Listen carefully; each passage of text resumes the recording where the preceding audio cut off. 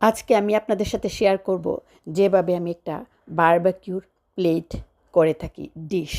So এখানে আমি barbecue করে নিচ্ছি বিভিন্ন কিছু যেগুলো খেতে পছন্দ। তবে আজকের বারবিকিউর পিকনিকের অ্যারেঞ্জটা আমি শুধু করেছি আমার ফ্যামিলির জন্য, special for congratulation for my children.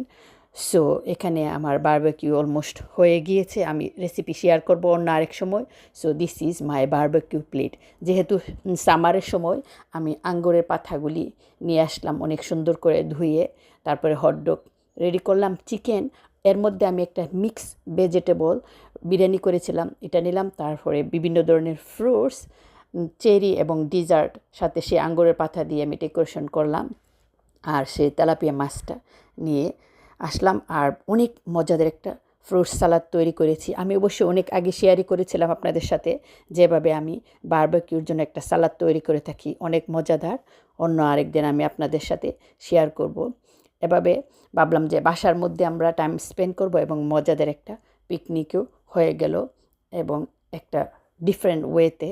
R summer time with nature খুবই ভালো লাগতেছে। নিশ্চয়ই আপনাদের কাছেও দেখে ভালো লেগেছে। আমি শেয়ার করব বিভিন্ন সময়ে আইডিয়াগুলি আমি যেভাবে করে থাকি।